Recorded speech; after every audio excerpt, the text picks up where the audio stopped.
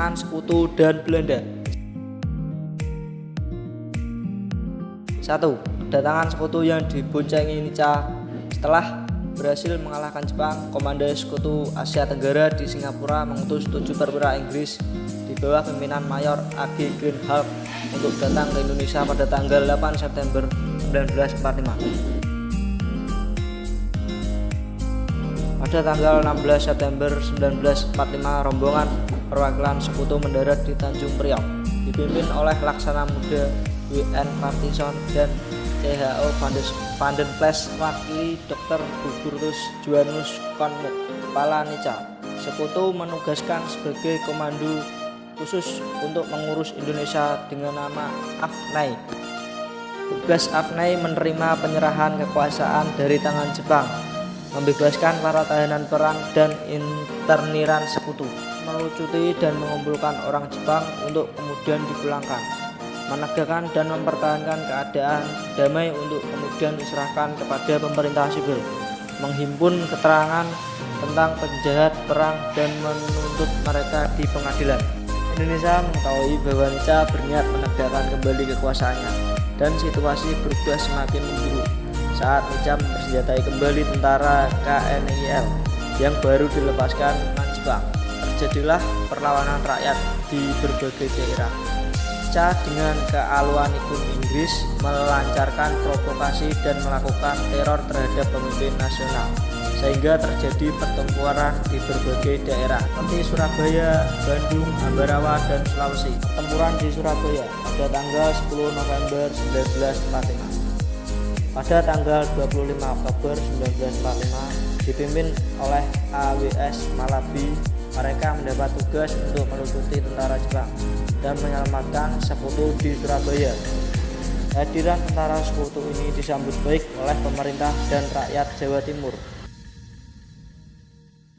Hubungan baik ini berlanjut pada sebuah pertemuan antara wakil-wakil RI dan sekutu yang menghasilkan keputusan. A. Inggris berjanji bahwa kedatangan tentaranya tidak disertai angkatan perang Belanda. B. Disetujui kerjasama antara kedua belah pihak untuk menjamin keamanan dan ketentraman. C. Akan segera dibentuk kontak biru agar kerjasama terlaksana dengan baik. D. Inggris hanya akan melucuti senjata tentara Jepang. Atas kesepakatan tersebut, pemerintah RI diperkenakan Inggris memasuki kota Surabaya. Tetapi sekutu Inggris mengingkari janji tersebut, bahkan menguasai semua objek di Surabaya. Terjadilah pertempuran yang menewaskan Brigadir Malabi. Terbunuhnya Brigadir Malabi merupakan sebab awal terjadinya pertempuran sekutu di Surabaya. Perlawanan ini dipimpin oleh Bung Tomo, Gubernur Suryo, dan Sungkono. Sungkono mengundang semua unsur kekuatan rakyat untuk mempertahankan Surabaya, sekaligus juga menjaga harga diri bangsa. Untuk membakar juang rakyat Surabaya melalui radio miliknya di Jalan Mawar nomor 4. Pertempuran Surabaya pada tanggal 10 November 1945. Peristiwa 10 November merupakan cermin dari tekad mempertahankan kemerdekaan Indonesia dan ditetapkan sebagai Hari Pahlawan. 2. Bandung Lautan Api pada tanggal 23 Maret 1946. Pasukan sekutu memasuki kota Bandung pada Oktober 1945 saat Bandung tengah sibuk melaksanakan pemindahan dengan merebut senjatanya.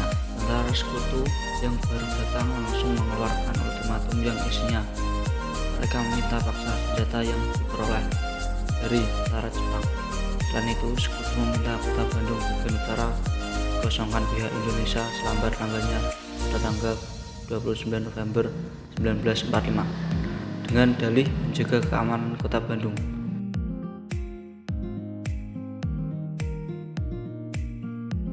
Sekutu kembali mengeluarkan ultimatum keduanya pada tanggal 23 Maret 1946 yang isinya menuntut supaya Bandung dikosongkan dengan cara keluar kota dengan jarak 11 km.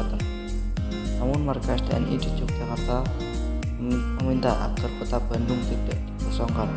Setelah dipertimbangkan secara matang dengan berat hati, TNI dan rakyat Bandung mematuhi perintah dari Jakarta. Sebelum meninggalkan kotanya, para pejuang melancarkan serangan ke arah kedudukan Sekutu dan membumi hanguskan kota Bandung bagian selatan. Dan peristiwa ini dikenang sebagai Bandung Lautan Api. Pertempuran Ambarawa pada tanggal 1-15 Desember 1945. Tentara Sekutu di bawah pimpinan Brigjen Battle mulai mendarat di Semarang pada tanggal 20 Oktober 1945. Sebagian dari mereka menuju ke Magelang. Pertempuran ini karena Sekutu membebaskan tahanan Belanda yang ada di Magelang dan Ambarawa. Berkat perjuangan para pejuang tanggal 15 Desember 1945 dari Ambarawa, dengan keberhasilan tersebut, jalan di antara Ambarawa Semarang dapat dikuasai pejuang.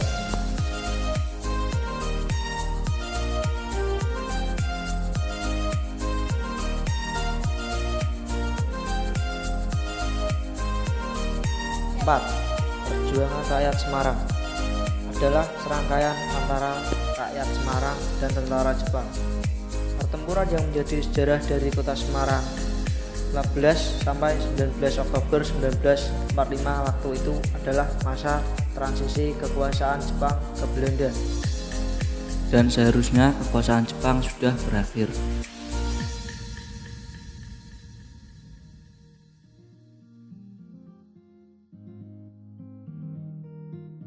Penyebab perlawanan rakyat Semarang. A. Keterikatan dengan perintah Sekutu. Penyebab pertempuran 5 hari di Semarang yang pertama adalah akibat terikat dengan perintah telah diberikan oleh tentara Jepang. Perintah Sekutu mempertahankan daerah yang sudah mereka duduki. Selain itu, perintah tersebut juga dikenai dengan ancaman hukum jika mereka tidak melaksanakan perintah tersebut. B. Rumor pemberian racun pada sumur air di Candi Lama.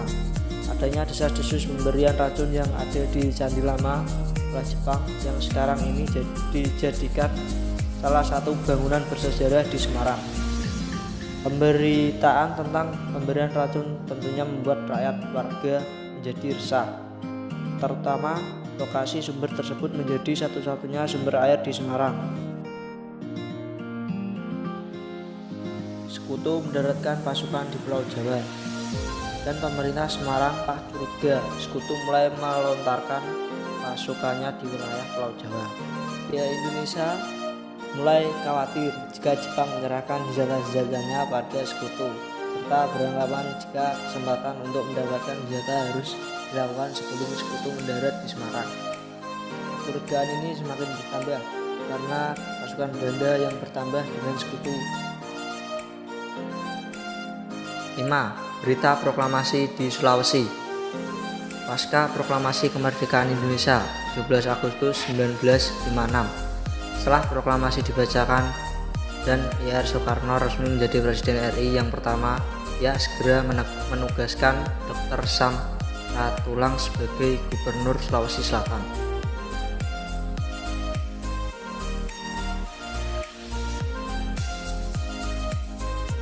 Penunjukan Sam Ratulangi sebagai Gubernur Sulawesi Selatan masuk dalam bagian Provinsi Sulawesi yang dibentuk bersama provinsi lainnya pada 19 Agustus 1945. Pada saat itu pula Sam Ratulangi tiba di Ujung Padang, Sulawesi Selatan dan langsung menyusun struktur pemerintahan. Dr. Sam Ratulangi menugaskan Mr. Andi Zainal Abidin sebagai sekretaris daerah. Demi melancarkan pemerintahan yang kala itu Sulawesi masih menjadi pangkalan militer Nica. Berbeda dengan respon raja-raja yang pada saat itu setuju dengan pengangkatan Mr. Zainal Abidin, para pemuda mengambil tindakan radikal. Reaksi kalangan muda. Aksi yang dilakukan para pemuda untuk menunjukkan rasa nasionalismenya, mereka merebut gedung-gedung vital. Para pemuda terdiri dari Boy Taisin, pasukan berani mati, Kaigum Heiho PPNI, dan pelajar setingkat SLTP berhasil merebut senjata dari markas Jepang di Gorontalo. Namun aksi ini tak berlangsung lama karena kedatangan sekutu pada tanggal 23 September di Indonesia.